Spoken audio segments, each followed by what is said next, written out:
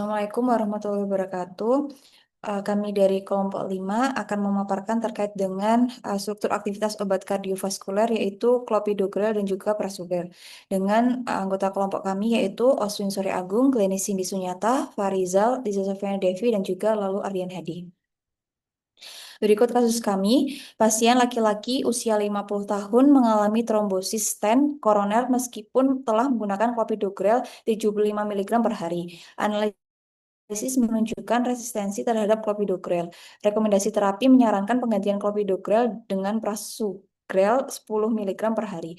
Studi Triton Tini 38 menunjukkan prasugrel lebih efektif 19% dibandingkan clopidogrel dalam mencegah trombosis stent. Berikan penjelasannya berdasarkan hubungan struktur dan aktivitas prasugrel yang lebih baik dibandingkan clopidogrel pada kasus ini. Berikut adalah persamaan dan juga perbedaan dari struktur senyawa antara clopidogrel dan juga prasugrel. Untuk persamaannya sendiri, clopidogrel dan juga prasugrel merupakan turunan thienopiridin, di mana struktur tersebut digambarkan pada kotak yang berwarna merah. Masing-masing clopidogrel dan juga prasugrel memiliki gugus thienopiridin. Untuk perbedaannya sendiri, yang pertama dilihat dari kotak yang berwarna hijau. Untuk clopidogrel memiliki gugus ester di mana berikatan dengan R-aksennya itu berikatan dengan metil. Sedangkan pada prasugrel memiliki gugus keton. Kemudian perbedaan yang kedua yaitu clopidogrel memiliki benzen yang tersubstitusi dengan Cl yang dapat dilihat pada kotak yang berwarna biru, sedangkan prasugrel memiliki benzen yang tersubstitusi dengan gugus fluor. Kemudian perbedaan yang terakhir yaitu prasugrel memiliki gugus ester di bagian depan kotak berwarna kuning, sedangkan pada clopidogrel tidak memiliki gugus ester pada bagian depan tersebut. Oke, baik. Untuk perbedaan profil farmakokinetika dari clopidogrel dan prasugrel akan saya jelaskan. Dia berdasarkan pada tabel ini dapat dilihat bahwa untuk dari sisi absorpsi, untuk prasugrel ini sebenarnya dari secara oral tidak ada perbedaan ya dengan clopidogrel karena sama-sama cepat dan mudah diabsorpsi. Kemudian dari segi onset kerja sedikit perbedaan. Prasugrel ini onset kerjanya lebih cepat, yaitu kurang dari 30 menit. Sedangkan untuk clopidogrel dia sekitar 2 jam sampai dengan 2 hari. Tentu ini keunggulan prasugrel lebih mayor dibandingkan dengan clopidogrel. Untuk distribusi, untuk volume distribusi dari clopidogrel berdasarkan data yang kami dapatkan masih terbatas, sedangkan prasugrel itu di 44 sampai 68 liter. Untuk protein binding dari clopidogrel itu sekitar 98% sama dengan prasugrel, jadi tidak ada perbedaan yang signifikan. Untuk waktu paruhnya ini terdapat perbedaan, di mana clopidogrel ini sekitar 6 jam dalam bentuk inaktif, sedangkan untuk membentuk dalam senyawa aktif itu sekitar 30 menit. Berbeda dengan prasugrel di mana waktu paruhnya itu sekitar 7 jam. Dengan kebanyakan itu beberapa pasien itu bisa 2 sampai 15 jam. Tapi untuk waktu paruh panjang ini tentu memiliki efek yang lebih bagus dibandingkan dengan clopidogrel yang hanya sekitar 30 menit atau 6 jam dalam bentuk inaktif. Untuk dari segi metabolisme, untuk clopidogrel ini sebagian besar dia dimetabolisme oleh enzim sitokrom jenis CYP2C19 dalam bentuk aktif, sedangkan dari prasugrel ini dia oleh enzim CYP34 dan CYP2B6. Nah, untuk pasien-pasien dengan mendapatkan obat yang berhubungan dengan enzim ini, maka perlu dipertimbangkan dalam pemberiannya.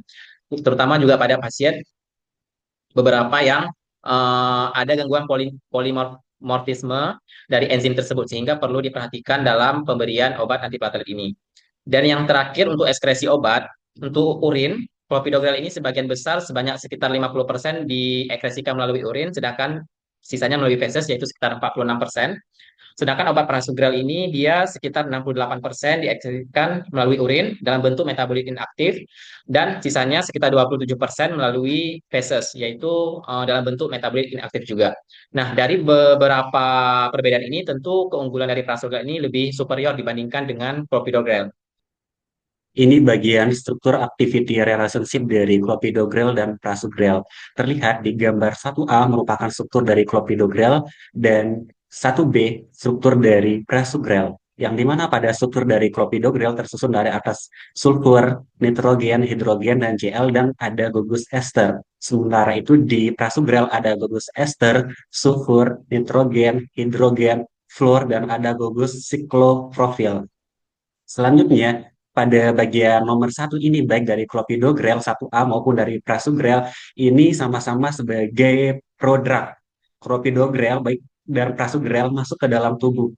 Nah, agar obat bisa bekerja, prodrug ini harus melalui proses metabolisme. Kalau clopidogrel akan melalui sitokrom P450 dan prasugrel akan melalui proses esterase yang akan menghasilkan metabolit tiolakton. Ada menghasilkan metabolit nomor 2A dan juga nomor 2B. Nah, metabolit ini yang disebut sebagai bentuk antara. Selanjutnya, metabolit 2A atau 2B ini kemudian akan dioksidasi oleh enzim P450 dengan NADPH dan juga O2 menghasilkan intermediate tiolakton sulfoksida baik 3A maupun 3B. Nah, intermediate ini sangat reaktif dan menjadi titik percabangan beberapa reaksi berikutnya. Nah, intermediate 3A dan 3B ini mengalami pembukaan cincin. Cincinnya terbuka sehingga terbentuk asam sulfenat yang ini akan menjadi prekursor langsung untuk metabolit aktif yang struktur nomor 5, yang di mana asam sulfenat direduksi oleh zat reduksi, misalnya ada asam askorbat maupun fosfin sehingga menghasilkan metabolit aktif tiol, yaitu yang seperti yang ada di gambar 5A maupun 5B. Yang di mana metabolit aktif inilah yang akan berikatan irreversibel dengan reseptor P2Y12 pada trombosit dan menghambat agregasi dari platelet. Berikut metabolisme clopidogrel dibandingkan dengan prasugrel. Clopidogrel di metabolisme di hati hanya menjadi 15% sebagai metabolit aktif, sedangkan 85% itu menjadi metabolit inaktif. Metabolisme clopidogrel ini sangat dipengaruhi oleh sitokrom, yaitu sitokrom CYP2C19. Nah, pada clopidogrel ini, dia melalui 2 kali metabolisme oleh CYP2C19 ini untuk menjadi metabolit aktif. Nah, sedangkan pada prasugrel itu metabolisme melalui CYP hanya terjadi 1 kali, dan sebagian besar itu dia tidak pada CYP2C19 tapi pada CYP3A dan CYP2B6. Nah, dari hasil diskusi kami pada pasien itu terjadi polimorfisme dari genetik pada sitokrom yang menyebabkan adanya reduced function dari CYP2C19. Nah, pada studi Mega et al. Dilakukan pengujian terhadap pasien yang mempunyai polimorfisme terhadap CYP2C19, terjadi reduced function dari CYP2C19.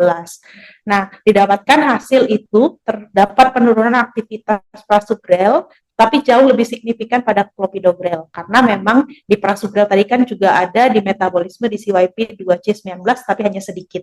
Nah, sehingga pada hasilnya ini terjadi penurunan metabolit aktif pada clopidogrel dibandingkan prasugrel, dan juga terjadi juga penurunan inhibisi plateletnya lebih besar di clopidogrel dibandingkan prasugrel, dan juga dilakukan pada clinical outcome-nya itu event iskemiknya itu terjadi lebih tinggi pada clopidogrel dibandingkan prasugrel. Studi Triton TIMI 38 dilakukan pengujian pada pasien yang mendapatkan clopidogrel dan prasugrel dengan akut coronary syndrome yang akan mendapatkan PCI atau stent. Kemudian dibandingkan antara prasugrel 10 mg sekali sehari dan clopidogrel 75 mg sekali sehari. Hasil primer terkait risiko iskemiknya berupa kematian kardiovaskular, non-fatal myocard infarct atau non-fatal stroke, di mana prasugrel menunjukkan hasil signifikan dalam mengurangi risiko iskemik dibandingkan clopidogrel selama 15 bulan setelah dilakukan monitoring. Pengaruh pada pemasangan stent atau pada PCI, di mana parameter yang pertama terkait dari pengaruh CYP2C19, clopidogrel itu signifikan meningkatkan risiko trombosis stent, pada prasugrel tidak signifikan, tidak meningkatkan risiko trombosis stentnya. Kemudian pada variabilitas responnya, pada clopidogrel itu tinggi tergantung pada genetiknya, serta pada prasugrel itu rendah, tidak tergantung pada genetik. Pada trombosis stent, pada clopidogrel itu lebih tinggi pada individu yang punya polimorfisme genotip CYP21C19, serta prasugrel itu tidak berbeda pada setiap genotipnya. Sehingga dapat diberikan kesimpulan bahwa pada penggunaan prasugrel setelah pelaksanaan PCI atau pemasangan stent memberikan perlindungan yang lebih baik terhadap kejadian trombosis stent dibandingkan clopidogrel pada pasien dengan polimorfisme genetik CYP2C19. Demikianlah presentasi dari kelompok kami, yaitu kelompok 5. Terima kasih.